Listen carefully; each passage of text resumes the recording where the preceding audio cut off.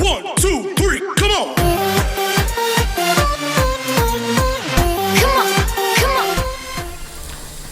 அனைவருக்கும் வணக்கம். நான் உங்கள் ஜோதிடர் ஜெயக்குமார்.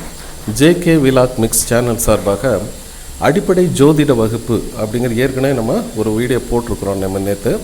ஸோ அந்த வீடியோ பார்த்திங்கன்னா அடிப்படை ஜோதிட வகுப்பு பார்ட் 1, அது லெசன் 1 அப்படின்னு பார்த்தோம். ஸோ இது வந்து பார்த்திங்கன்னா உங்களுக்கு எந்த அளவுக்கு உங்களுக்கு வந்து மனசில் ரீச் ஆகிருக்கு அப்படின்னு பார்த்து சொல்லுங்கள்.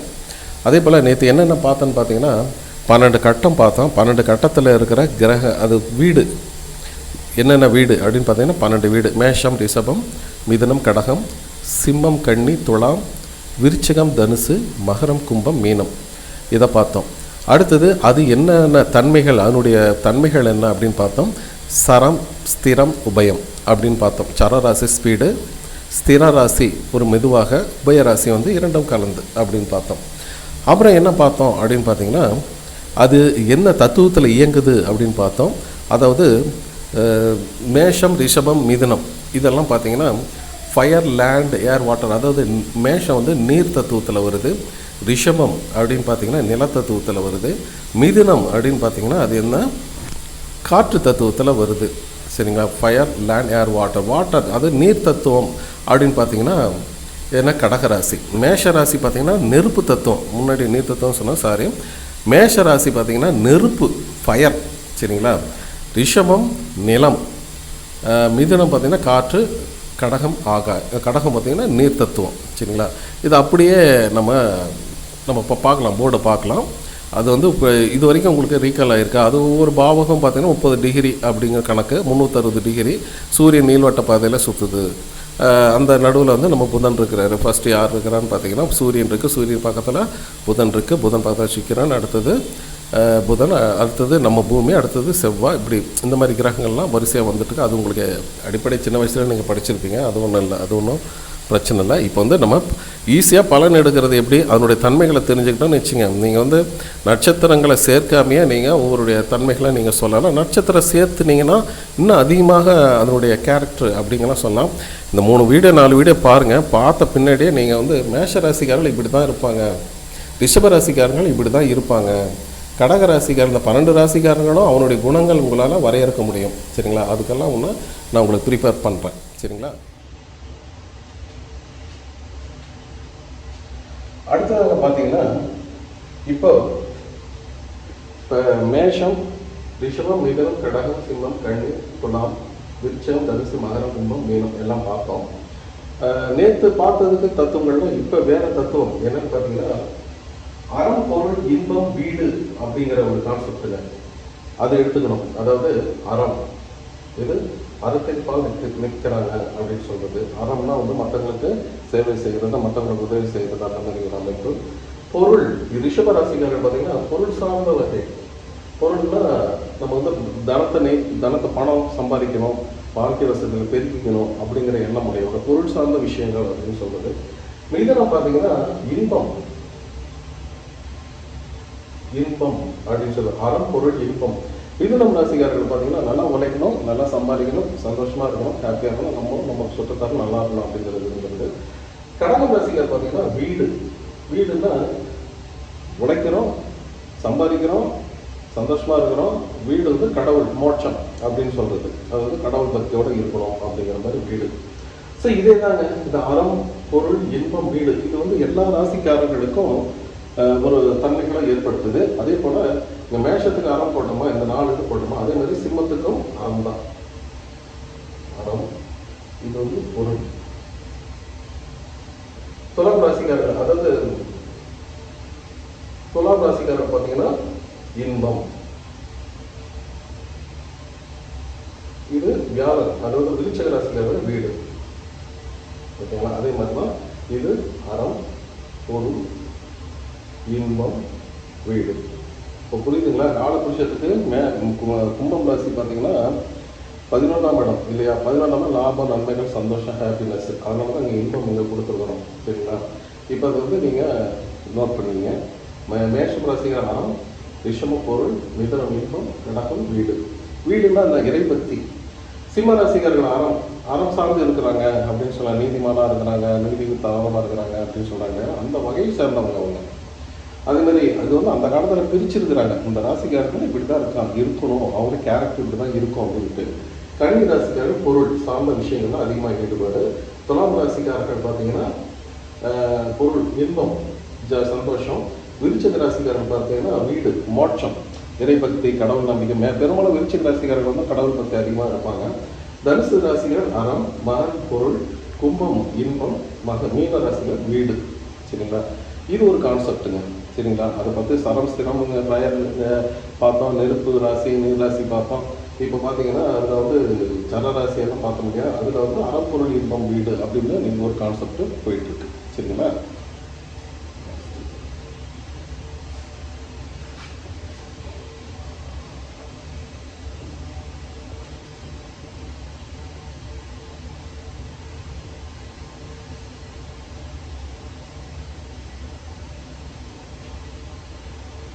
இல்லை, மேஷ ராசிக்காரர்கள் பார்த்தீங்கன்னா அடுத்த தத்துவம் என்னன்னு பார்த்தீங்கன்னா, இந்த அந்த காலத்தில் பிரித்து வச்சுருந்தாங்க அவங்க வேலை செய்கிற அடிப்படையில் அப்படின்னு சொல்கிறாங்க. சத்திரர், சூத்திரர், வைசியர், பிராமணர் அப்படின்னு சொல்லுவாங்க. சத்திரர் வகை அப்படின்னு சொல்கிறது மேஷ ராசிக்காரங்களாம் வருங்க. இது வந்து சத்திரர். ரிஷப ராசிக்காரர்கள் பார்த்தீங்கன்னா சூத்திரர். அவங்க வந்து வேலை செய்வாங்க, எந்த வேலையாக இருந்தாலும் கொடுத்தாலும் செய்யக்கூடிய ஒரு அமைப்பு பெற்றவர்கள். இவங்க வந்து சூத்திரர். மிதுன ராசிக்காரர்கள் பார்த்தீங்கன்னா வைசியர். இவங்கெல்லாம் புதனுடைய ஆதிக்கத்தில் வர்றதுனால வியாபாரம், இது ஏற்கனவே சொன்னால் இன்பம் வீடு, அது இன்பம்னா பொருள் சேர்க்க, வியாபாரம், இதெல்லாம் உங்களுக்கு. அது வந்து இந்த இடம் பார்த்தீங்கன்னா வைசியர், வணிகம் செய்பவர்கள்.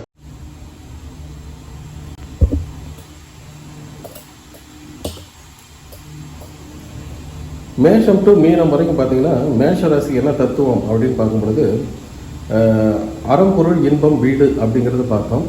அடுத்ததாக பார்த்தீங்கன்னா மேஷ ராசிக்காரர்கள் அப்படின்னு பார்த்தீங்கன்னா அறம் பொருள் இன்பம், சரிங்களா, அது பார்த்தோம்.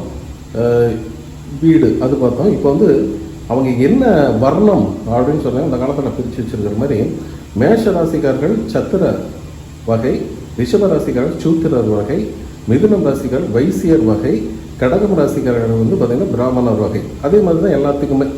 ஓகேங்களா? ஸோ எல்லாத்துக்கும் அப்படின்னா நீங்கள் இந்த சிம்ம ராசி வருது இல்லைங்களா, அந்த சிம்ம ராசிக்காரங்களும் பார்த்தீங்கன்னா சத்திரர். அதே மாதிரி கன்னி ராசி, கன்னி ராசிக்காரர்கள் பார்த்தீங்கன்னா இந்த சூத்திரர் வகைங்க. துலாம் ராசிக்காரர்கள் பார்த்தீங்கன்னா வைசியர். உங்களுக்கு தெரியும் துலாம் மாதிரியே இருக்கு.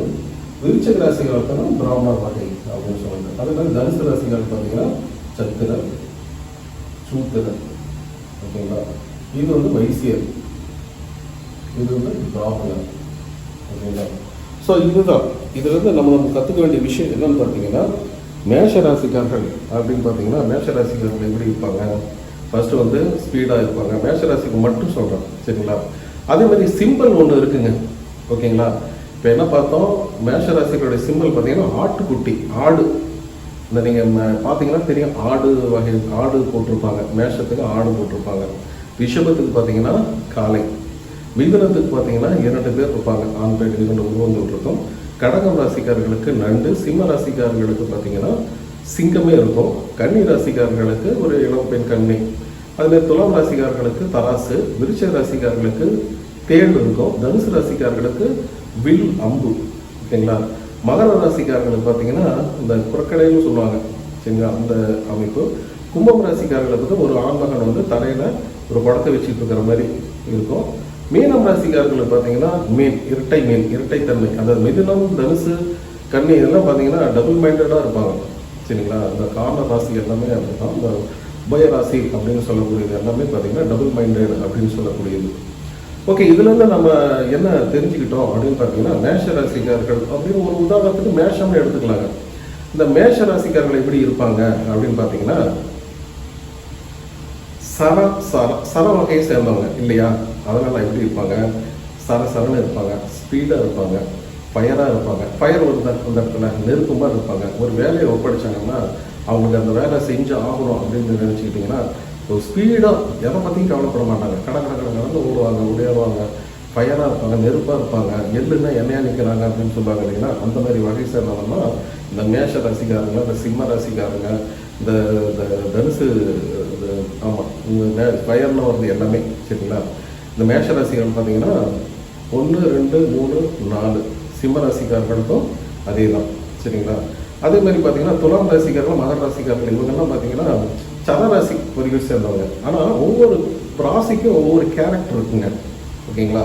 இப்போ உதாரணமாக நம்ம மேஷம்னு எடுத்துக்கிட்டோம். மேஷம்னா ஆட்டுக்குட்டி, ஆடு சிம்பிள் போட்டிருக்காங்க இல்லைங்களா ஓகேங்களா. இந்த மேஷ ராசிக்கு பார்த்தீங்கன்னா ஆடு சிம்பிள் போட்டிருப்பாங்க. இந்த ஆடு சிம்பிள் அப்படிங்கிறது என்னன்னு பார்க்கலாம்.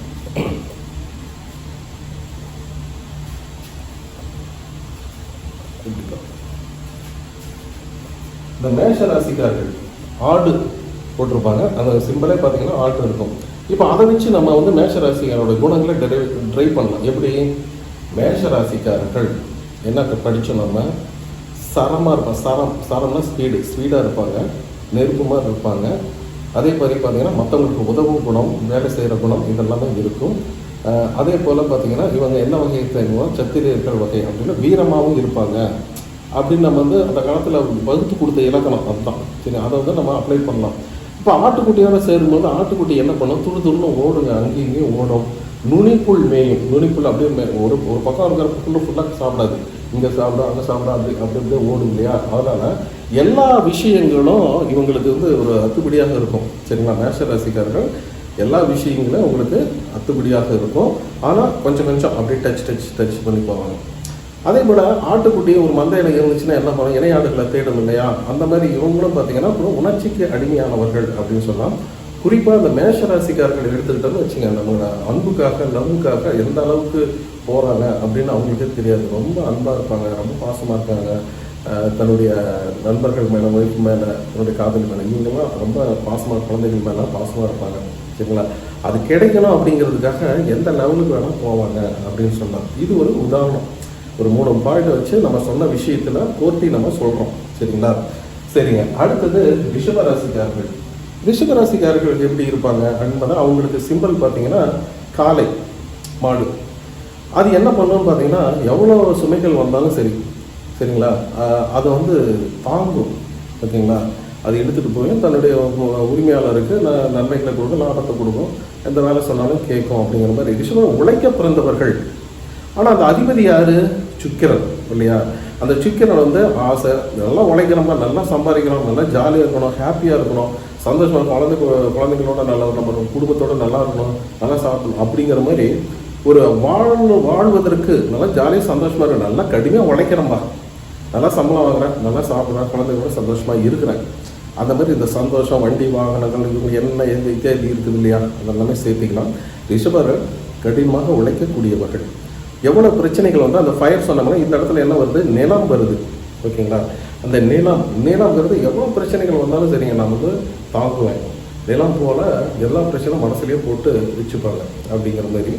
அதே போல் பார்த்திங்கன்னா பொருள் சார்ந்த விஷயம், அறப்பொருள் இல்லையா, பொருள் சார்ந்த வருமானத்தை வரணும், நம்ம பணக்காரனாகணும், நம்ம நல்லா இருக்கணும் அப்படிங்கிற மாதிரி அதை நோக்கி ஓடுகின்ற அமைப்பு அப்படிங்கிறது இருக்குது. அது மாதிரி சூத்திரர்னு சொல்லுங்கள். சூத்திரர்கள் பார்த்திங்கன்னா எந்த வேலையும் சரிங்களா, நம்ம வந்து கடமை செய்யணும், இப்போ பணம் வாங்கணும் அப்படிங்கிற மாதிரி கடமைகளை மேலே கண்ணும் கருத்துமாக இருப்பாங்க அப்படின்னு சொன்னாங்க. இப்போ சொல்லி அவங்களுடைய கேரக்டர் ஓரளவு வந்துருச்சிங்களா. ரிஷபம் ராசிக்காரர் கடினமான உழைப்பாளிகள். அவங்க அதாவது தானும் நல்லா இருக்கணும், நம்ம குடும்பத்தை சேர்ந்தவங்களும் நல்லா இருக்கணும், குழந்தைங்க நல்லா இருக்கணும் அப்படிங்கிற அன்புள்ளம் கொண்டவர்கள். பொருள் சார்ந்த விஷயங்களில் அதிகம் ஈடுபாடு உள்ளவர்கள் ஓகேங்களா, அந்த மாதிரி சொல்லலாம். அதே போல் எந்த பிரச்சனை எது இருந்தாலும் நிலம் போல தாங்கிக் கொள்ளும் மனப்பக்கம் உடையவர்கள் அப்படின்னு இப்போ வந்துருச்சுங்களா. ரிஷப ராசிக்காரர்கள் இந்த மாதிரி தான் நம்ம பலன் எடுக்கணும் அப்படிங்கிறது தான். அதே போல் அவங்க சிம்பிள் பார்த்தீங்கன்னா மிதுனம் ராசிக்காரர்களுக்கு சொல்லலாம். இந்த மிதுனம் ராசிக்காரர்கள் எப்படி இருப்பாங்க அப்படின்னு பார்த்தீங்கன்னா இரட்டை மனிதர்கள் இருக்காங்க இல்லைங்களா. இப்போ மிதுன ராசிக்காரர்களுக்கு என்ன சொன்னோம், ரெட்டை அப்படின்னு சொன்னோம். இவங்க மனசுலேயே பார்த்தீங்கன்னா ரெட்டை நிலைப்பாடு இருக்குது. நம்ம என்ன சொன்னோம், உபயராசினா சரமஸ்திரமும் கலந்த ஒரு அமைப்பு அப்படின்னு சொன்னோம். இவருடைய அதிபதி வந்து புதன் ஓகேங்களா. இந்த புதன் பகவான் பார்த்தீங்கன்னா இரட்டைத்தன்மை உடையவர். இந்த டாக்குமெண்ட் எழுத்து விஷயம் இதெல்லாம் வந்து அவருக்கு தான் அதிபதியாக இருக்கிறாரு. ஸோ இவங்க வந்து என்ன பிரிவை சேர்ந்தவங்க அப்படின்னு பார்த்தீங்கன்னா அறம்பொருள் இன்பத்தின் வகை. என்னதான் சேர்ந்தாலும் நம்ம ஜாலியாக இருக்கணும், சந்தோஷமாக இருக்கணும் அப்படிங்கிற மாதிரி ஒரு பக்கம் உழைச்சாலும் ஒரு பக்கம் சந்தோஷமாக இருக்கணும், எந்த மாதிரி நிலைப்பாடுகள். ஒரு பக்கம் வந்து பார்த்தீங்கன்னா ஃபேவராக எடுப்பாங்க. ஒரு பக்கம் வந்து பார்த்தீங்கன்னா கஷ்டப்படுற மாதிரி இருக்கும், திருப்பக்கம் வந்து ஜாலியாக இருப்பாங்க. வெளியில் வந்து நான் கஷ்டப்படுறேன்பாங்க, ஆனால் வீட்டில் பார்த்தீங்கன்னா கொஞ்சம் நல்லா இருப்பாங்க அப்படிங்கிற மாதிரி ஒரு அமைப்புகள் தான். சரிங்களா? அது ஒரு டைமுக்கு தகுந்த மாதிரி, அதாவது ராஜதந்திரின்னு சொல்லுவாங்க இல்லைங்களா, அந்த ராஜதந்திரியோட அமைப்பு தான் இவங்களுக்கு இருக்குது. அதாவது மிதுனம் ராசிக்காரர்களுக்கு எந்த நேரத்தில் எப்படி பேசணும், எந்த நேரத்தில் எப்படி நடந்துக்கணும் அப்படிங்கிற ஒரு பக்குவம் அப்படிங்கிறது இவர்களுக்கு சிறப்பாகவே இருக்குது அப்படின்னு சொல்லலாம். ஓகேங்களா சார்? இது எல்லாம் அடுத்தது என்ன வருது பார்த்தீங்கன்னா ஃபயர். இந்த இது பார்த்தீங்கன்னா நெருப்பு ராசி, நிலம் ராசி. ஓகேங்க, இது வந்து காற்று ராசி. இவங்க பெரும்பாலும் பார்த்தீங்கன்னா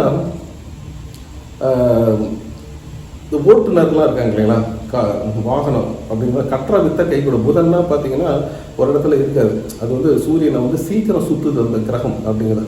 அது மாதிரியே சீக்கிரமே அது அஸ்தங்கம் ஆகுது அப்படின்னு சொல்லலாம். சரி, நெருப்போட நடக்குது அப்படிங்கிறதுனால கடனமாக உழைப்பாங்க. அதே உழைச்ச சோர்வு நீங்கள் வீட்டுக்கு வரதும் அப்படியே டயர்டாக இருக்கு, அப்பா இவ்வளோ வேலை செஞ்சிட்டோம் அப்படின்னு ரொம்ப டயர்ட்னஸ் காட்டுறது அந்த மிதுனம் ராசிக்காரர்கள் தான். சரிங்களா?